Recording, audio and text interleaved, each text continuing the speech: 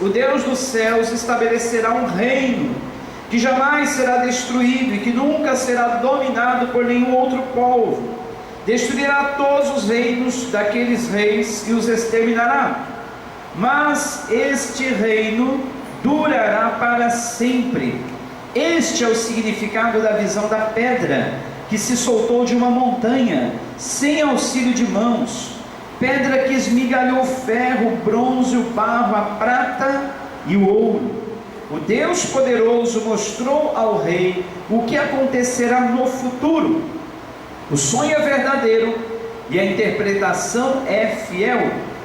Então o rei Nabucodonosor caiu prostrado diante de Daniel, prestou-lhe honra e ordenou que lhe fosse apresentada uma oferta de cereal e incenso. O rei disse a Daniel: não há dúvida de que o seu Deus é o Deus dos deuses, o Senhor dos reis e aquele que revela os mistérios, pois você conseguiu revelar esse mistério.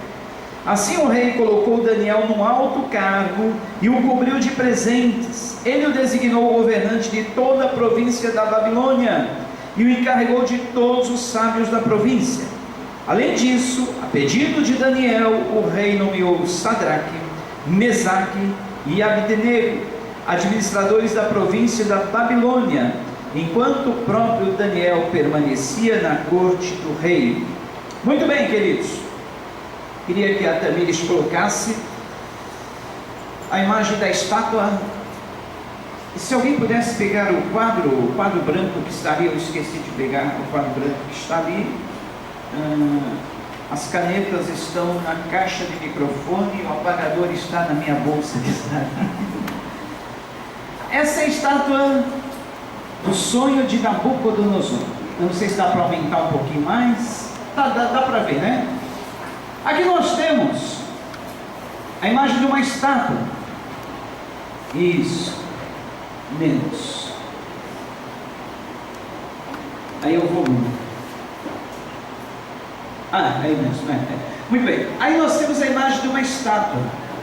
Uma estátua que conta a história do universo e os seus dominantes. É incrível, né?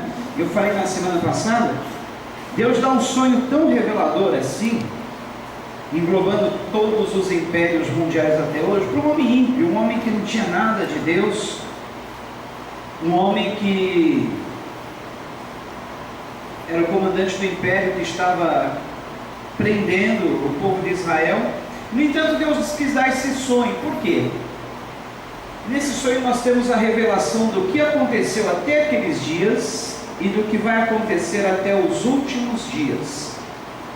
Então, no sonho de Nabucodonosor, nós temos uma estátua com a cabeça de ouro, o peito, tórax de prata, o ventre de bronze, as pernas de ferro e os pés misturados com ferro e barro. Ali no meio nós temos uma mensagem dizendo que o Windows Media Center parou de funcionar. É isso. E aí então nós temos essa imagem.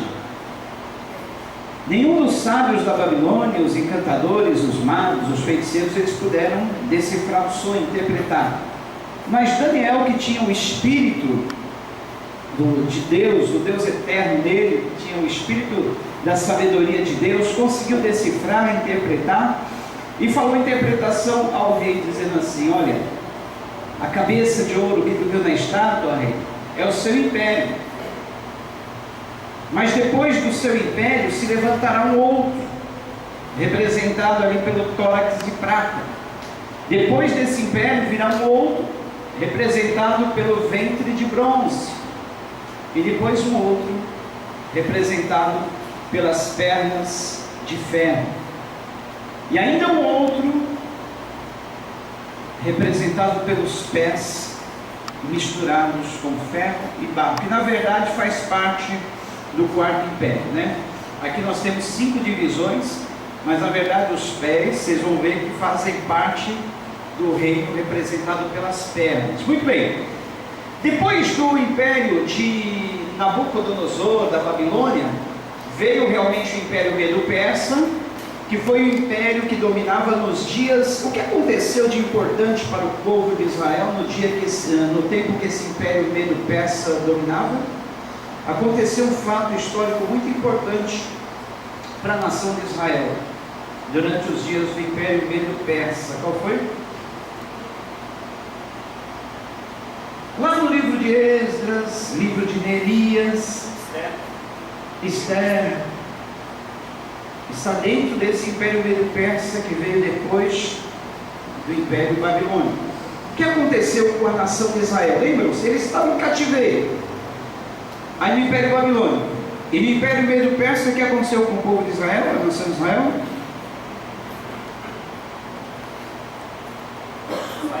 Isso, eles saíram do cativeiro.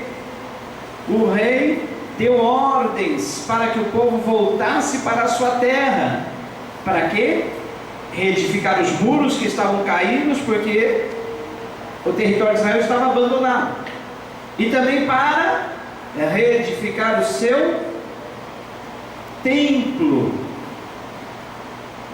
E com relação a esse evento da reedificação dos muros, da reconstrução do templo, tem uma profecia de Daniel também ligada a isso, que é a profecia das 70 semanas. Nós vamos falar das 70 semanas domingo que vem. Alguém sabe o que quer dizer essa profecia das 70 semanas, que também está no livro de Daniel e tem ligação agora com os dias de hoje? Olha só como o livro de Daniel é interessante. O livro de Daniel é atualíssimo. Tem mais, eu falei que tem mais revelações do que o Apocalipse, tem mesmo. Apocalipse conta detalhes, o livro de Daniel conta no geral. Então, nos dias do império Medo-Persa, saiu a ordem para que os judeus voltassem para a sua terra, reedificassem os muros, reconstruíssem o templo. E ali, Daniel traz uma revelação antes desse fato acontecer.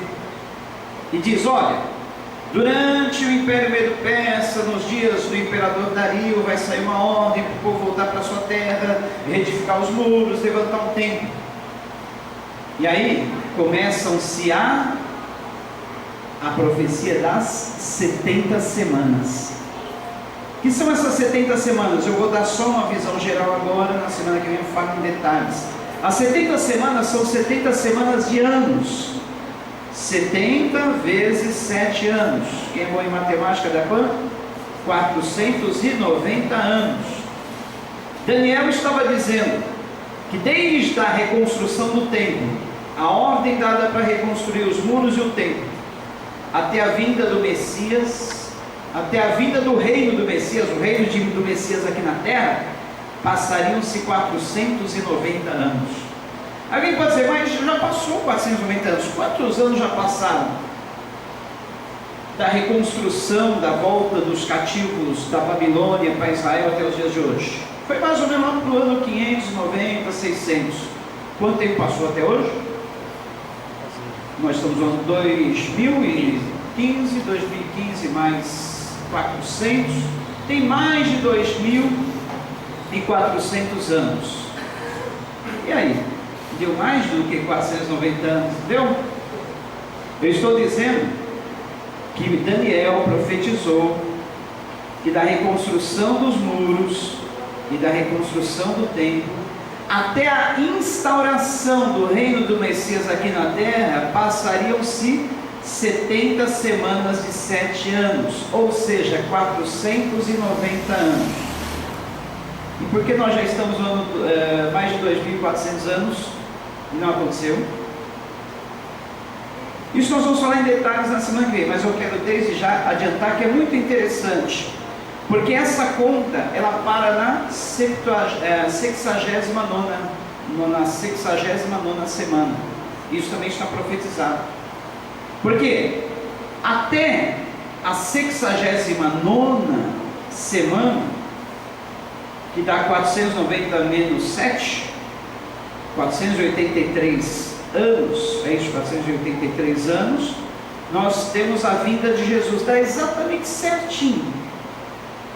A vinda do Senhor Jesus, na primeira vez que Ele veio, dá 483 anos da reconstrução dos muros do templo até a vinda de Jesus, 483 anos. Aí na morte de Jesus Cristo, houve uma interrupção nessa contagem. Completou-se a 69ª semana e ali parou. Nós estamos no intervalo entre a 69ª semana e a 70ª semana. E sabe qual vai ser a última semana dessas 70 semanas de anos de Daniel? Os 7 anos da grande tribulação. Olha só, as profecias da Bíblia como são cheias de detalhes, e o cumprimento delas dá certinho.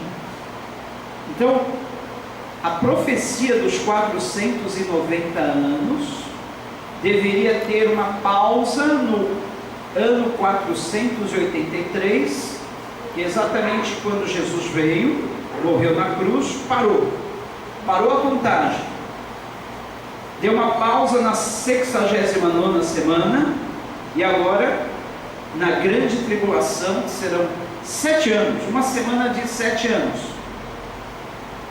reinicia a contagem, e no final o Messias instaura o seu reino aqui na terra. Tremendo, né? Mas isso eu vou contar em detalhes na semana que vem. Hoje o nosso assunto é sobre a estátua. Bom, aí nós temos a estátua.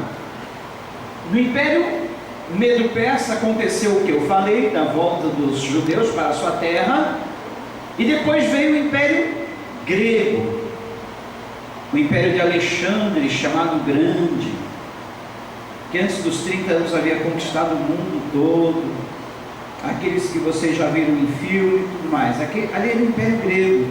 Eles contribuíram, como eu falei, para a vinda de Jesus, porque eles prepararam o terreno, trazendo a língua universal grega, que facilitou tanto a comunicação do Evangelho, como também a escrita do Evangelho. O Novo Testamento, como vocês sabem, foi escrito em grego, era a língua corrente da época, e outras coisas mais. Eles deram uma abertura política, deram uma facilidade para os povos se interagirem, irem e virem, sem aquelas dificuldades todas que havia nos impérios anteriores. Aí vem o Império Romano, o Império dos dias do Senhor Jesus, o império que também contribuiu para que o Evangelho fosse propagado. Eles abriram muitas estradas pelo mundo, eles trouxeram a chamada Pax Romana, que era um acordo de paz entre os povos conquistados, dominados por eles, e que facilitou muito essa propagação do Evangelho. Vocês conhecem aquele ditado: todos os caminhos levam a Roma? Todos os caminhos levam a Roma, né? É porque eles tinham muitas facilidades para abrirem estradas, caminhos. Isso facilitou muito, como eu falei, a propagação do Evangelho. Muito bem. O quarto império, ele é representado pelas pernas. Quantas pernas nós temos ali? 2, né? A estátua com 2 pernas, é claro. Vocês sabiam que o Império Romano, em um determinado tempo, ele se dividiu em 2? Império Romano do Ocidente e Império Romano do Oriente. Até nisso, olha os detalhes da revelação. Essa estátua, representada pelas suas pernas, que são 2, indicando o Império Romano, cumpriu-se até nisso, um império dividido em 2 partes, que são as 2 pernas da estátua. Império Romano do Ocidente e Império Romano do Oriente. Agora, há alguns intérpretes mais atuais, modernos da Bíblia, que falam que até os pés, parte de ferro, parte de barro, tem ligação com os 2 impérios últimos que surgiram na história antes dos dias atuais. Depois do Império Romano e tudo mais, teve 2 impérios que dominaram o mundo praticamente numa guerra silenciosa.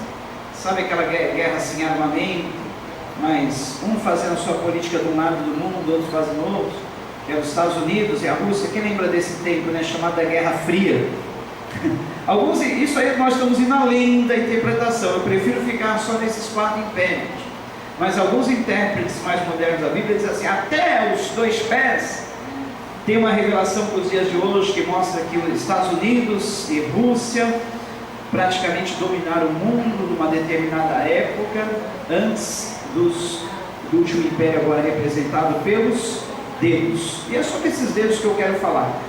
Se você puder colocar naquela imagem que fala as 10 regiões, Tamires, nós vamos mostrar o que significa esses pés em parte de ferro e em parte de barro. Olha, mas dê uma olhada aqui, interessante. Quando eu estava lendo aqui a Bíblia, se puder voltar na Bíblia fácil, até melhor. Antes disso aí, ó. Se alguém puder colocar aquela estante para mim aqui, eu agradeceria. Eu fico mais perto de vocês.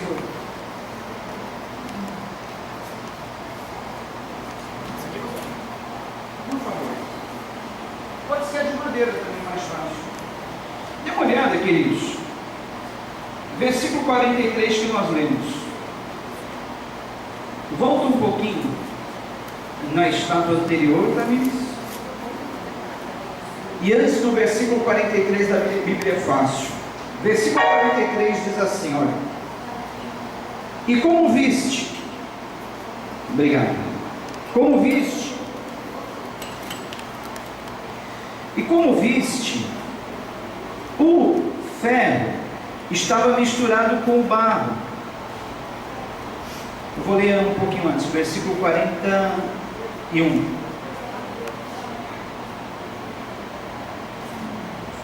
Ou melhor, 40.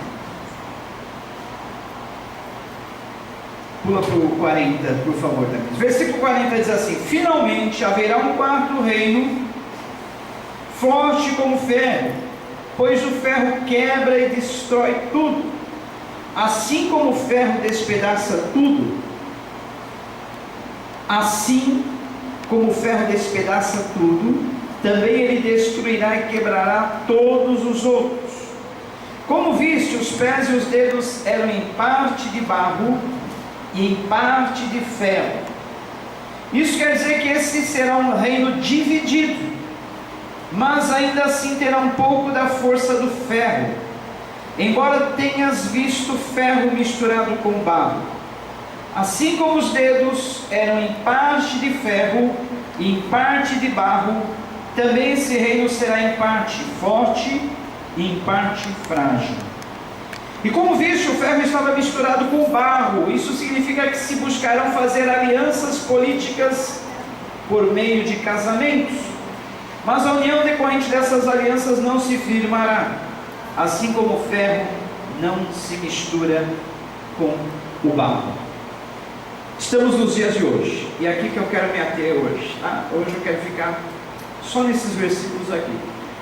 Esses versículos falam dos dias atuais. Como assim, pastor? Nós já estamos nos dias do império dos 10 dedos? Exatamente, nós já estamos nesses dias, queridos. Para vocês verem como a vinda de Cristo está tão próxima, tão perto. Nós já estamos nos dias dos pés da estátua.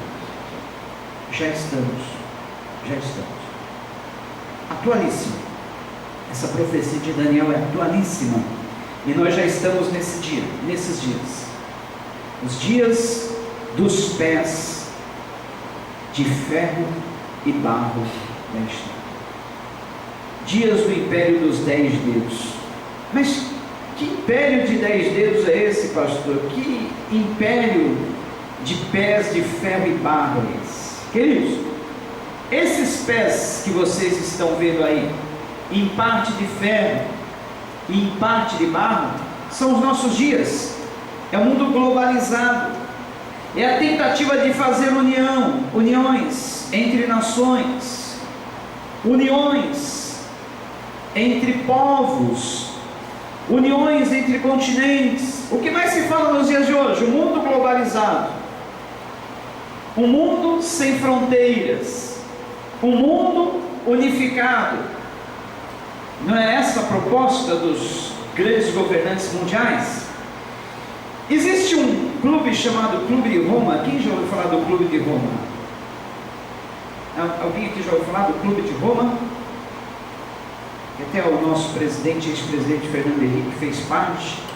Vocês nunca ouviram falar do Clube de Roma? No PowerPoint, Tamires, tem um texto sobre o Clube de Roma. O Clube de Roma foi fundado em 1968. E esse Clube de Roma permanece ativo até hoje. Uma instituição internacional fundada em 1968, que produz regularmente relatórios sobre as questões do mundo, questões sobre economia, epidemias, aquecimento global, inflação, crise econômica. Esse clube, formado por algumas nações, eles discutem estratégias, eles falam sobre unificação. O que mais se fala ali é sobre unificação. Eles falam sobre o problema da crise energética no mundo. Eles falam sobre a questão da economia mundial. E esse clube de Roma faz parte dessa tentativa, já é uma tentativa dessa união dos povos, divisão dos povos em 10 blocos diferentes. Para vocês terem uma ideia, volta ali no mapa.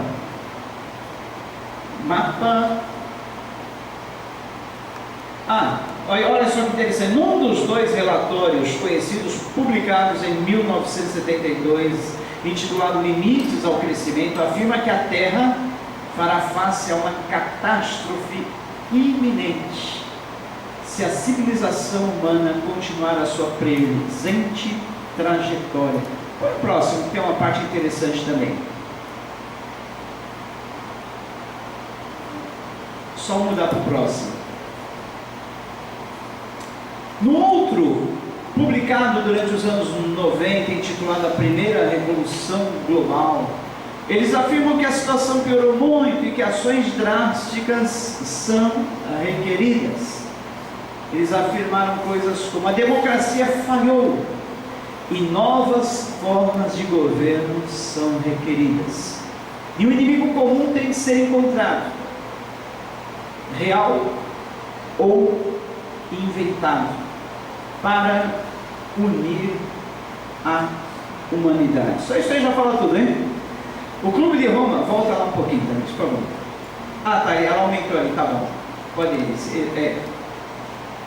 A democracia falhou. Novas formas de governo são requeridas. E um inimigo comum tem que ser encontrado, real ou inventado, para unir a humanidade. Eles estão falando de quem? Do anticristo.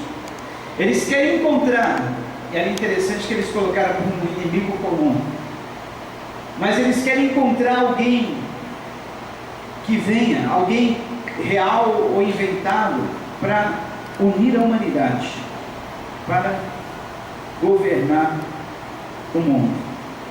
Porque a democracia falhou, eles afirmam. Novas formas de governo têm que ser apresentadas.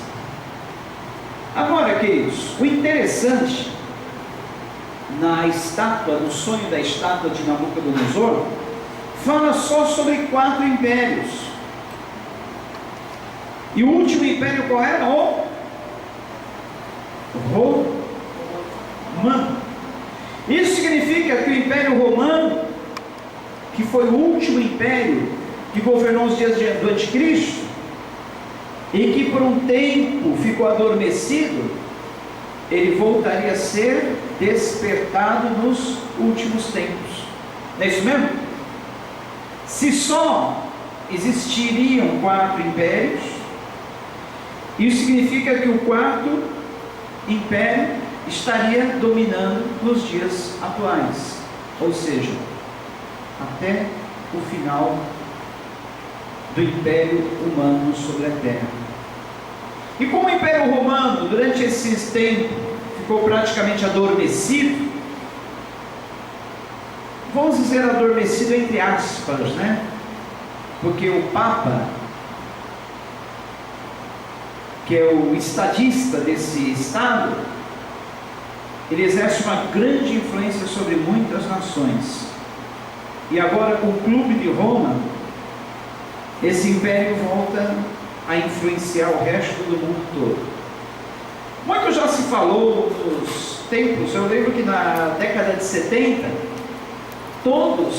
a maioria dos estudiosos e intérpretes da Bíblia, eles afirmavam que o quarto império mundial seria o mercado comum europeu, porque era um bloco formado por 10 nações da Europa. Depois esse número caiu, depois esse número subiu, e eles continuaram tentando fazer alguma interpretação associando o mercado comum como se fosse o quarto e último império. Mas, gente, o mercado comum europeu é só um bloco, assim como tem o Mercosul, os países do Oriente. O mercado comum europeu, vamos dizer, é um dos 10 dedos dessa estátua. Na verdade, a estátua tem 10 dedos. E se a gente parar para analisar, o mais correto é imaginar um mundo dividido em 10 regiões. Porque o império não é mundial. Não vai ter um governante? Para ele poder governar melhor esse mundo, ele tem que organizar o território que ele domina. Se o território é o mundo, então ele tem que dividir o mundo em 10 partes, 10 regiões administrativas. Em cada uma dessas regiões administrativas, colocar alguém da sua confiança, provavelmente um presidente de dessas regiões. Então, aqui nós temos uma sugestão, como seria o mundo dividido em 10 regiões. Aí nós temos na região América, a parte formada pelos países da América do Norte, né, Estados Unidos, Canadá. A região 2, formada pelos países da Europa. 3, formado por algumas ilhas oceânicas ali do lado direito. 4, formado por aquela região sul da África e mais aqueles países que englobam ali o sul das regiões oceânicas.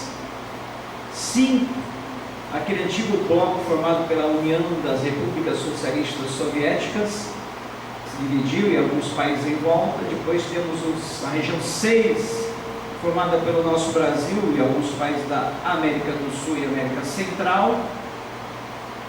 7, a região 7 ali bem no norte da África. E 8, na parte meridional da África. 9, formada ali pelo Oriente Médio. E 10 também no sul da antiga União Soviética. Mais ou menos uma sugestão mais geográfica, né? Pela divisão geográfica. E também pela facilidade de união entre esses povos. Porque aqui no versículo 43, diz assim, olha: e como viste, o ferro estava misturado com o barro. Isso significa que se buscarão fazer alianças políticas por meio de casamentos, mas a união decorrente dessas alianças não se firmará, assim como o ferro não se mistura com o barro. O que nós mais temos visto no mundo atual? Na tentativa dessas uniões, desses casamentos entre povos e culturas diferentes, por exemplo, constantemente se fala de reuniões de tratados de paz entre Israel e palestinos, ou seja, Israel com os países muçulmanos, árabes. Não é o que se tenta fazer a paz entre eles, esse casamento, união entre os países da antiga União Soviética com os Estados Unidos, união entre países do Oriente Médio com países da Europa, e aí por diante. Não é isso que nós mais temos visto? Essas tentativas de uniões, alianças políticas. Mas vem cá, vamos falar um pouco de química, os nossos estudantes de química aí. Quais são os elementos que formam o ferro? O barro. O ferro está presente no barro, tá? Mas, falando agora, sem aprofundar muito na química, faz uma experiência. Pega um pedaço de ferro e um torrão de barro. Será que os dois elementos se misturam? Não se misturam, né? Apesar da terra conter ferro, não se mistura. Tenta, né? Fazer uma mistura aí, amolece o barro, derrete o ferro, mistura os dois. O que vai acontecer? Não se mistura. Ferro com barro. Não se mistura mesmo. E olha, a riqueza agora dos detalhes da revelação bíblica. O mundo atual é uma tentativa de unir, misturar ferro com barro, exatamente como nos pés da estátua. Que apesar de tanto se falar no mundo globalizado, o que mais nós temos visto nos últimos dias? Conflitos entre países, guerras entre cristãos e muçulmanos, guerras entre judeus, árabes ou palestinos, guerras entre superpotências. Não é assim que nós vemos?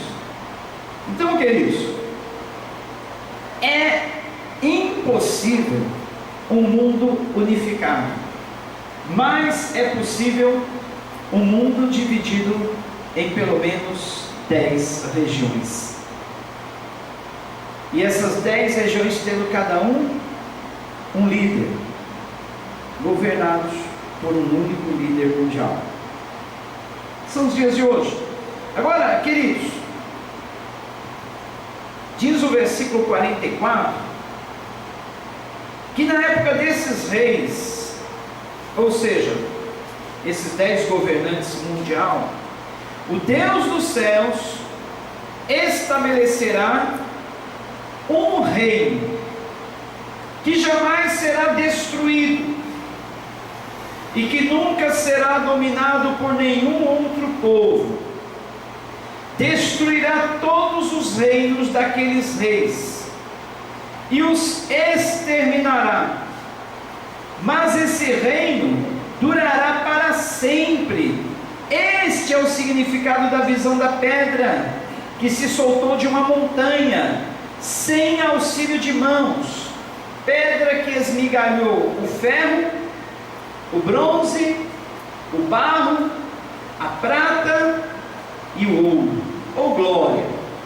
Então o que está dizendo aí? Que depois desses dias dos pés de ferro e barro da estátua, desses dias do quarto império mundial ressurgindo, desses dias da divisão do mundo em 10 regiões, como o pé é dividido em 10 dedos, surgirá o reino final, surgirá o reino definitivo, surgirá o reino que jamais será destruído, surgirá o reino para dominar pelos séculos dos séculos. Que reino é esse? O reino do Senhor Jesus Cristo na terra. Então, queridos, animem-se, alegrem-se, fortaleçam-se, tenham esperança, porque essa atual fase que nós estamos vivendo no momento, a fase da globalização, da tentativa de união dos povos, sem sucesso, é uma tentativa de alianças políticas infrutífera, que não terá sucesso, não terá como, porque o ferro não se mistura com o barro. Eu ficava pensando até pouco tempo atrás, mas como haverá uma unificação dos povos? Porque o que a gente mais via em estudos bíblicos, até eu cheguei a dar estudo bíblico assim, falando da união mundial dos povos, mas é que a revelação ela vai acontecendo assim aos poucos. Hoje nós temos uma revelação clara, que nós já estamos nesses dias. Há pouco tempo a gente ensinava que a gente iria chegar nesses dias. Essa divisão a gente já começa a ver, só não tem ainda o líder de cada uma delas, mas a divisão a gente já vê. E há pouco tempo atrás a gente ensinava assim: olha, o mundo será unificado, uma só religião, uma só economia, uma só política. Mas é impossível, gente. Como que se unirão árabes e judeus, muçulmanos, israelitas? Não tem como. unirão os países mais pobres com os países mais ricos numa só economia. Não tem como, é o ferro tentando se misturar com barro. Não tem como juntar tudo, mas tem como dividir em 10, porque os pés da estátua tinham 10 dedos, então não tem como juntar tudo. Se fosse os pés sem a divisão dos dedos, poderíamos acreditar que haveria um mundo unificado, mas como os pés são divididos em 10 dedos, nós acreditamos e entendemos que serão 10 regiões. Aí sim, entre os países da América do Sul, há uma facilidade de união. Vocês veem tudo se encaminhando para isso. Vamos pegar só a nossa região aqui, da América do Sul. Sabe, isso que está acontecendo? Hugo Chávez na Venezuela, aquele outro lá da Colômbia, como que é o nome dele? Maduro na Colômbia, né? Não, Maduro agora na Venezuela, ou na Colômbia. Hugo Chávez já morreu. Qual o sucessor do Hugo Chávez mesmo? Maduro, né? Maduro. É o sucessor do Fidel Castro em Cuba. Eu também me falou a memória agora. Mas esses caras aí que estão dominando a América, o que eles têm em comum? A nossa tia Dilma, junto com o Lula aqui no Brasil, o que eles têm em comum? Que eles estão sempre fazendo reuniões, eles estão sempre procurando unificar, eles são bem unidos, né? O que eles têm em comum?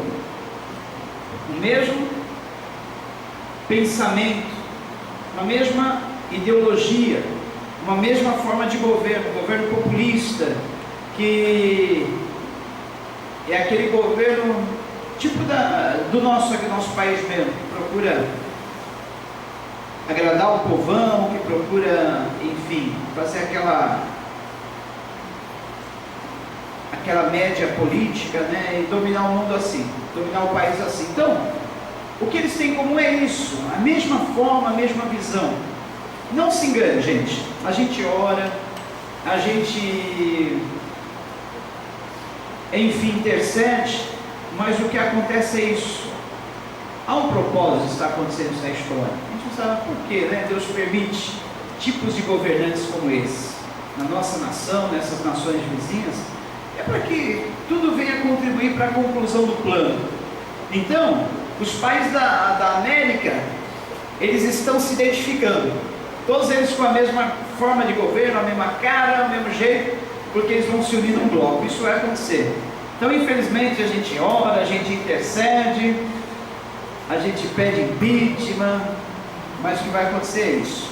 É tudo contribuindo para uma mesma forma de governo. Na América do Norte, a mesma coisa. Na Europa, a mesma coisa. Eles estão se identificando-se com a mesma cara, mesmo jeito de governo. Já se uniram no mercado comum europeu. Países com a mesma característica política, econômica e já uma só moeda.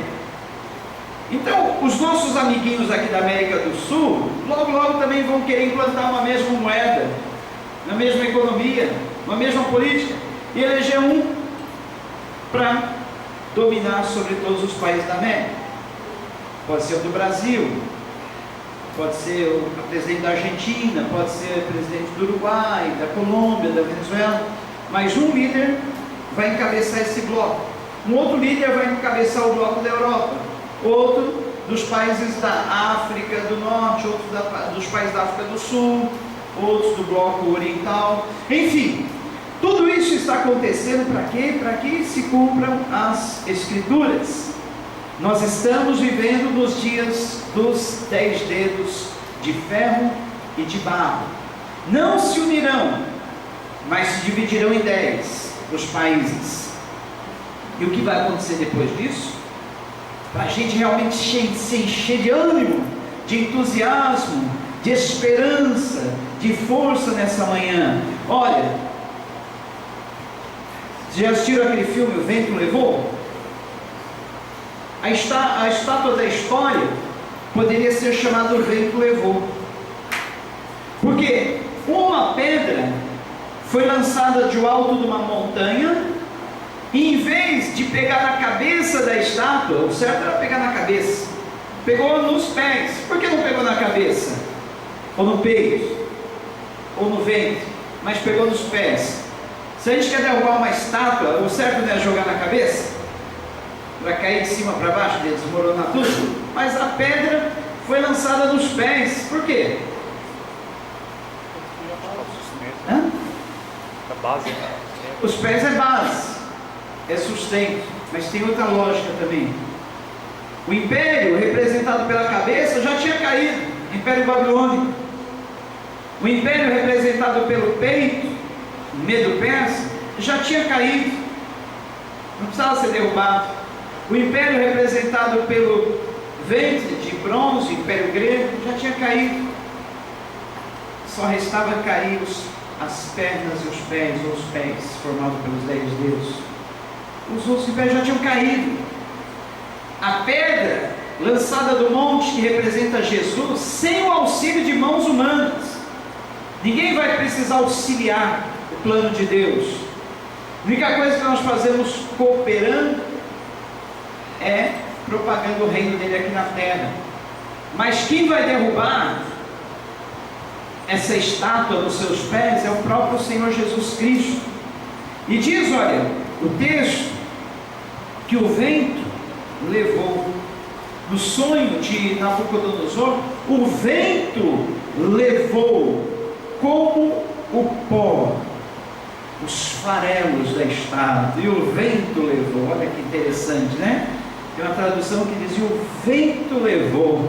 Quer dizer, os 4 reinos do mundo passaram, e o reino do Senhor Jesus Cristo permanecerá para sempre, eternamente. Essa pedra lançada do monte, que veio, pegou nos pés da estátua, derrubou tudo, esfarelando, fazendo pó, para que o vento levasse, é o reino do Senhor Jesus Cristo. Está chegando, está perto. Estamos próximos da última semana, das 70 semanas de Daniel, que nós veremos na próxima semana. Estamos pertinho desse tempo, porque a visão das 70 semanas de Daniel parou na 69ª. Estamos nesse intervalo. A próxima semana que virá, a próxima semana de anos, será a semana da grande tribulação. E vocês vão ver que no livro de Daniel até a divisão dessa semana em duas, que são os 3 anos e meio iniciais, 3 anos e meio posteriores, que vocês não vêem no Apocalipse. Alguém pode ter perguntado, mas tanto se fala, uma grande tribulação de 7 anos, dividida em 2 períodos de 3 anos e meio, e eu não vejo isso no Apocalipse, porque está em Daniel. Interessante, né? Está em Daniel. Ele fala em dias, 1260 dias, mais 1260, coisa interessante, queridos. Então tudo isso nós vamos ver na semana que vem, e hoje nós ficamos com essa visão. A estátua dividida em 4 partes.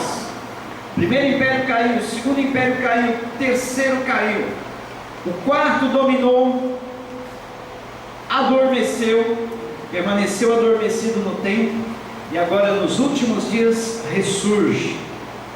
Por quê, né? Poderia ser clube dos Estados Unidos, poderia ser clube da Espanha, que faz parte também, poderia ser clube da Rússia, clube do Japão. Mas por que chama clube de Roma?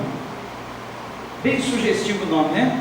Entre centenas de nações, escolheu-se uma para encabeçar esse grupo de nações que discutem os temas do mundo atual, temas da política, da economia, do aquecimento global, da poluição, da energia, enfim, um clube encabeçado por uma capital chamada Roma. Tem alguma ligação com a profecia bíblica? Tem tudo. porque diz que esse último império é que governaria nos últimos dias. E ó, se o clube, eu vou um pouquinho mais adiante, isso aqui é interpretação minha, se o clube é de Roma, por que não um chefe desses 10 blocos de nações não ser de lá? Isso é só uma sugestão, porque isso, nós estamos indo um pouco mais adiante, não chegamos nesses dias, mas pode acontecer da noite para o dia, queridos. Reuniões entre países são feitas aí, olha, diariamente. Quantas vezes esses caras se reúnem discutindo? Uma hora para outra eles podem falar: olha, seguinte, um de nós aqui vai ter que ser o líder dessa coisa e botar em prática o plano que já está traçado. Aí fala: é você. Pronto.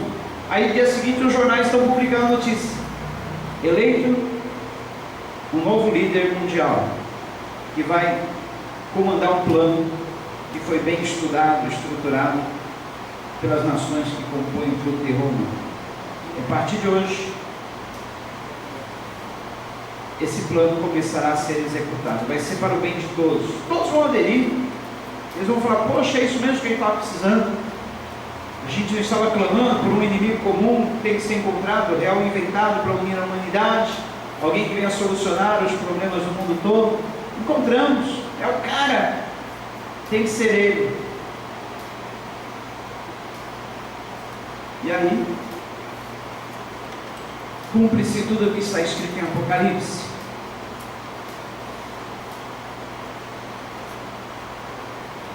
O anticristo, a besta, que será o sistema, montado talvez por um grande computador mundial, e o falso profeta, que além do político precisa de um líder religioso, que é a religião, hoje em dia no mundo é a principal causa de guerras, a principal causa de desunião da humanidade, e é também um fator que pode unificar muita gente.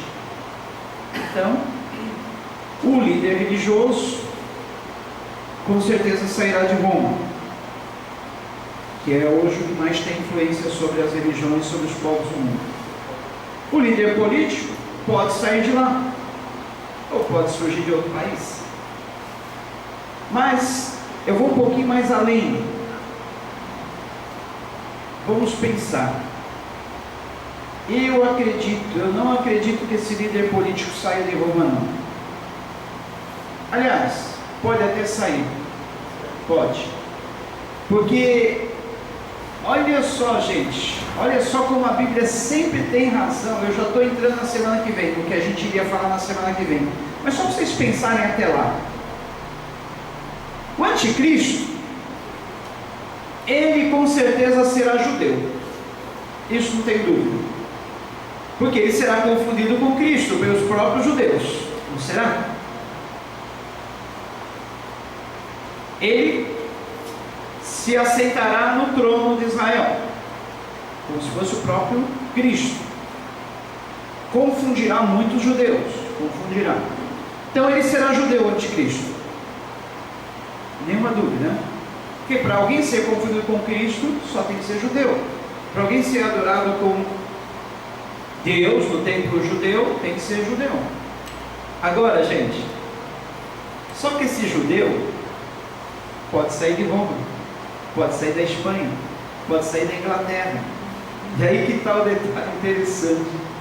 Porque judeu é judeu nascido em qualquer país do mundo. Se a descendência dele for legítima, ele pode nascer em Roma, ele é judeu, ele pode nascer na Espanha, ele é judeu, ele pode nascer na Inglaterra, ele é judeu, pode nascer nos Estados Unidos, ele é judeu, pode nascer no Brasil, ele é judeu. Sabia disso? É a única nação diferente de todas. E aí, olha,